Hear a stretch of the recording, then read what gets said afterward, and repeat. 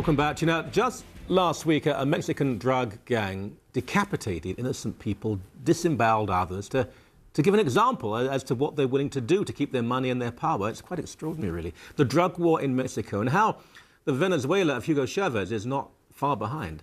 Ambassador Roger Noriega was Assistant Secretary of State for Western Hemisphere Affairs under President George W. Bush. He joins me from Washington, D.C. Welcome to you, sir. Great pleasure to be with you. You know, I think what astounds people is that they've heard of grotesque acts of terror in the name of religion and politics, and that's bad enough, but this seems to be in the name of simply making money. Right. This criminality by the drug gangs in Mexico is basically turf wars, but 40,000 people dead in the last 4 or 5 years because of the efforts of the government to take them on for the first time in a meaningful way. And it sparked these drug wars for turf battles, for cocaine trafficking and all of that. The violence is really extraordinary, breathtaking, and it demonstrates that we have to get our arms around this problem if Mexico is going to become a country where the rule of law applies and where that can modernize and where all of its people can benefit. So that's really the struggle that's going on there, and we all have a role to play in helping the Mexicans deal with that threat. All right.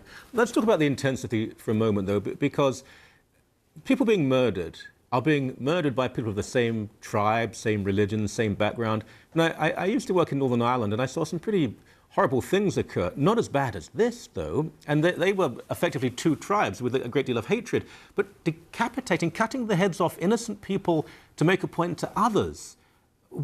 Surely Mexico has not always been as violent as this. Well, frankly, if you look at Aztec culture and all of that, this isn't the first time that the sort of bloodletting occurred, but I don't want to be culturally insensitive. No, please be culturally insensitive. We love that here.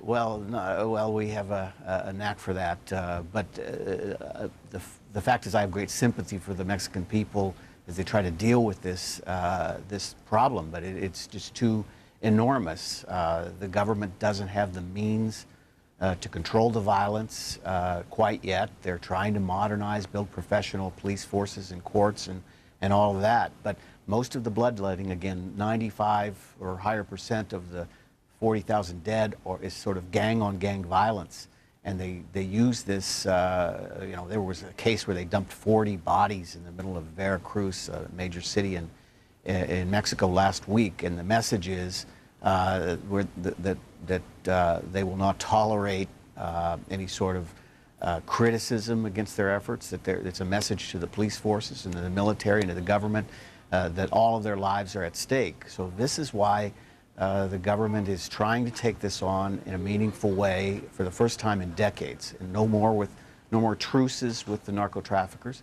They're trying to apply the rule of law, but they really need more help from the United States. We bear so much of the responsibility.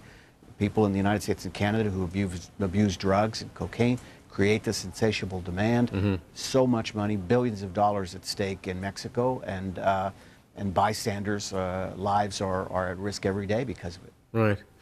This is a time, though, in the United States, in Washington, where you are now, where we have, obviously, economic cutbacks. There's a financial crisis.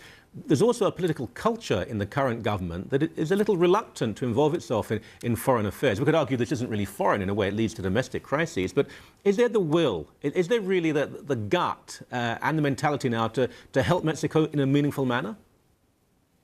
Well, frankly, no. But we have to change that. President Bush, on his way out of office in 2008, committed about $1 billion to Mexico.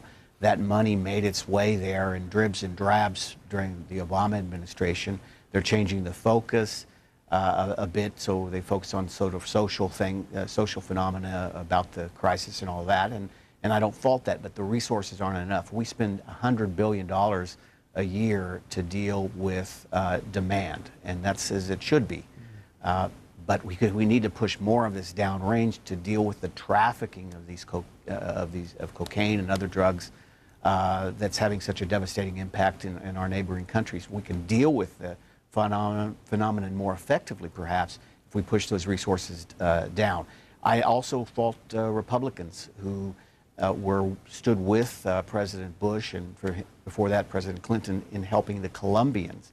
But those Republicans now are absent in this debate, and we have to recognize that this is a neighbor that needs our help, that's dealing with a problem that we essentially cause, and hopefully they'll put substantial resources and more to the point, political solidarity with the Mexican people, with the Mexican government, right, to deal with this problem, that will stand with them. Okay, going a bit further south, within the region, other countries that may be directly or indirectly involved, Venezuela, for example. Well, Venezuela in the last 5 or 6 years has become a keystone in narco-trafficking, not only up to the Mexican-U.S. border, but also to West Africa and into Europe, precisely because you have a government that's complicit in narco-trafficking. It's really a narco state today under Hugo Chavez. 40 of his generals have been implicated in drug trafficking. We have information that implicates Hugo Chavez himself in covering up a drug trafficking incident that involved his now commander of the military. This has been ignored by the Obama administration, unfortunately, and even by the neighbors of Venezuela that are afraid to confront Chavez. But frankly, it's out of hand, and it presents a threat to all of Latin America, to the well-being of millions of people in this hemisphere. And we have to call a spade a spade. This is a narco state, and we have to hold them accountable. He was taken to hospital today, I think, with organ failure. Maybe he should prepare himself for meeting his maker. Sir, that's fascinating stuff. Thank you so very much indeed. Great pleasure.